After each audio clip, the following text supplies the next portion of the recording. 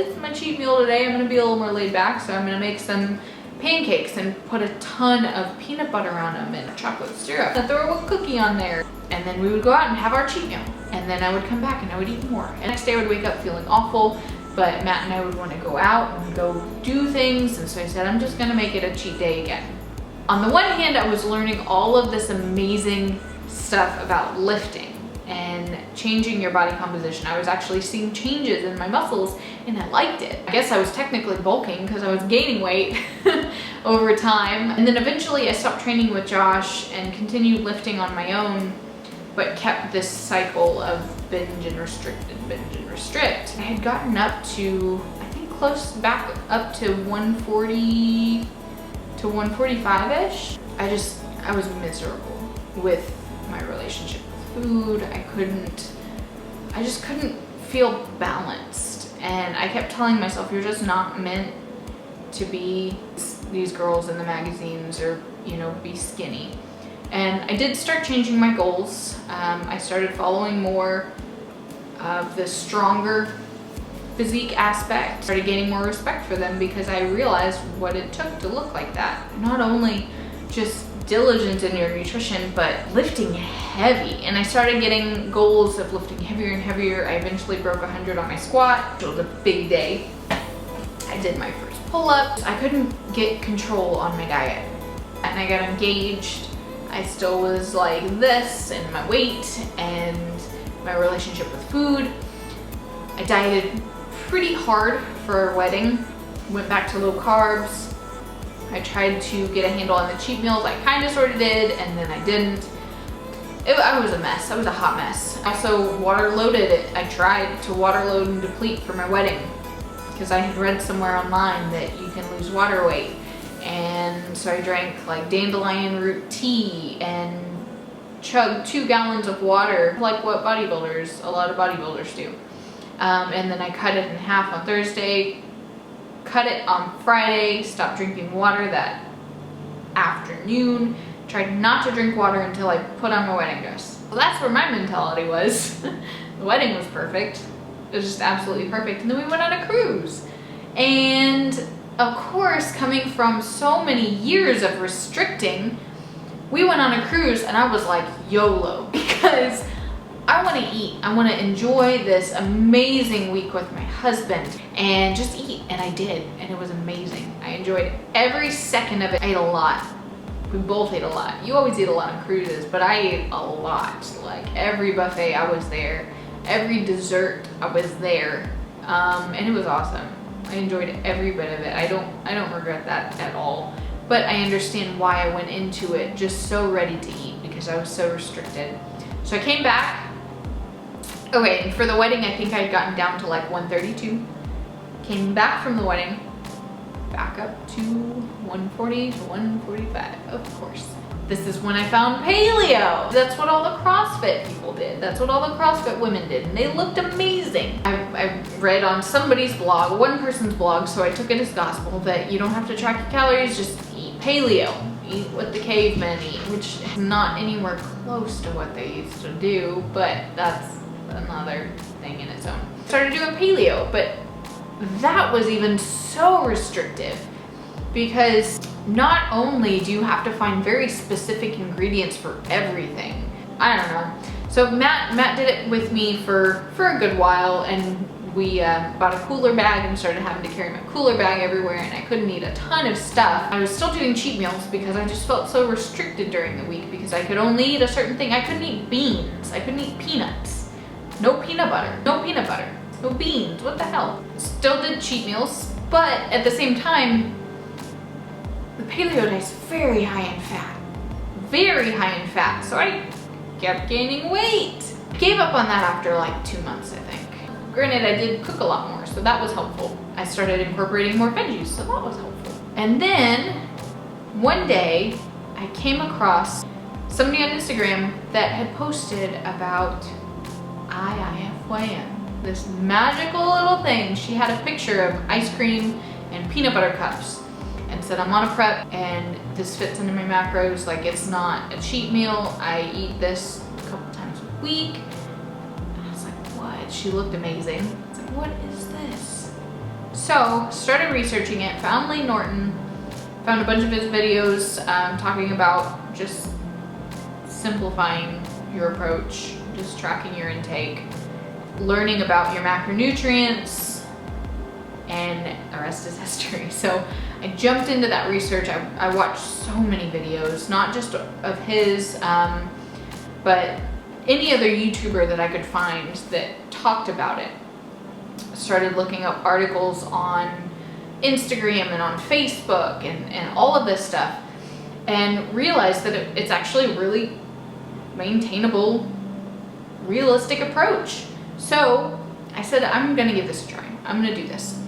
So I started out, I was taking in so many calories at the time. So I started out my calories about 2,800, which is a good amount. I started fitting everything that I wanted into my macros. I went through a period, it's probably like a year, not gonna lie. I fit in ice cream and or cereal or Pop-Tarts or something into my macros every single day because I wanted to.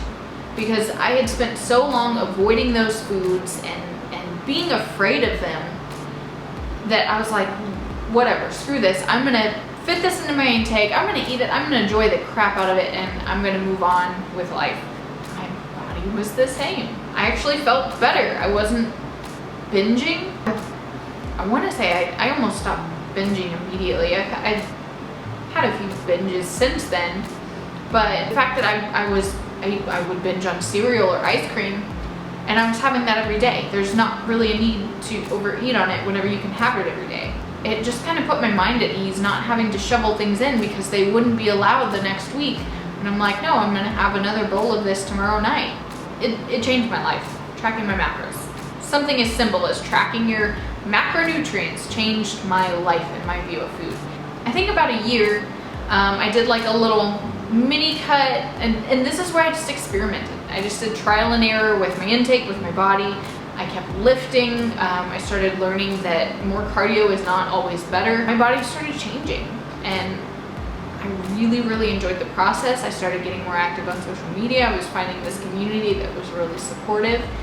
And in January of 2014, I told myself that I'd started watching bodybuilding videos, figure competitions. And I told myself, I want to do that. Because I never, ever thought it would be possible. So I posted this picture on Instagram.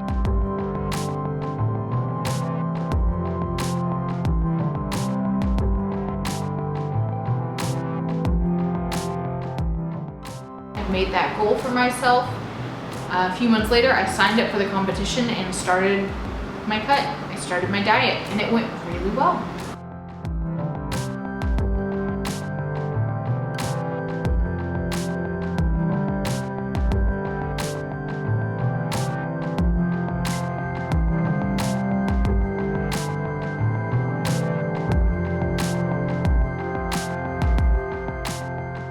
I ended up competing in that December, and never, ever had I imagined that I would have been able to look like that and still eat what I did. I used to coach for the last few weeks. I'm not going to talk in depth about either of my competitions because that's for another video.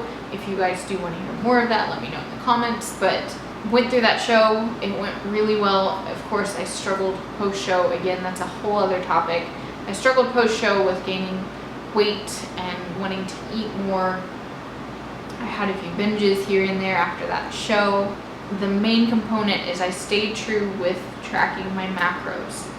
So went through that and then built back up my metabolism in the spring. Wanted to compete again and cut back down for that show. Lo and behold, I went vegan a few weeks before my show. No gains were lost, no strength was lost. Eyeballs didn't pop out of my face as I had thought. I thought all these crazy changes were gonna happen. It was painless. Through that show, still had some struggles. Flash forward, I started researching intuitive eating at the end of last year.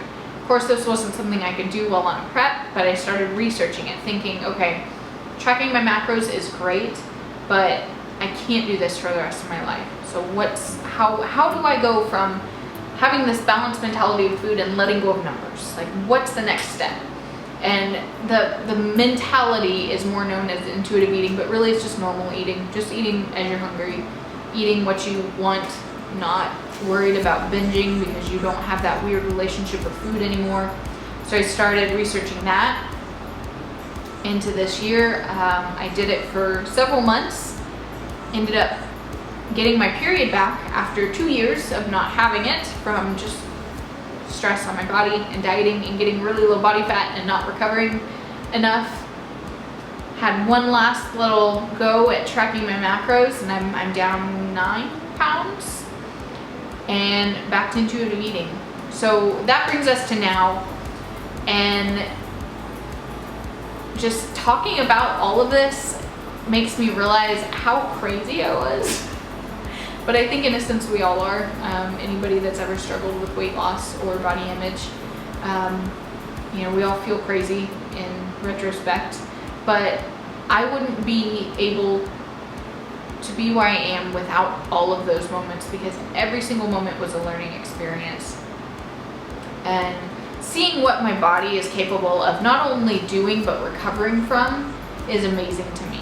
And I feel stronger and better and more confident than ever, and I'm telling you guys that wholeheartedly. I know a lot of people say this online, and really in their mind they're trying to stay crazy lean or do whatever, but I am so happy with where I'm at, with where my body's at, with where my mentality with food is at, and it's all because of this crazy journey that I've been on. And that's it in a nutshell. I hope if you stuck with it for this long, you deserve it. Hit that thumbs up, because thank you so much for just listening and watching and the encouragement. And I hope that this brings some source of positivity to your day for anybody that's struggling with body image or focusing on the scale or binge eating or anything else. I just want to encourage you that, you know, our bodies and our minds are so resilient, and we are capable of overcoming some crazy things. And mine isn't even, you know, it's nothing compared to what some of you guys have been through or are going through. So I just want to encourage you guys to keep pushing and focus on that long-term health. Focus on the long-term health, because that's what matters the most. So thank you again for watching this. I hope you enjoyed it, and I will see you in the next video.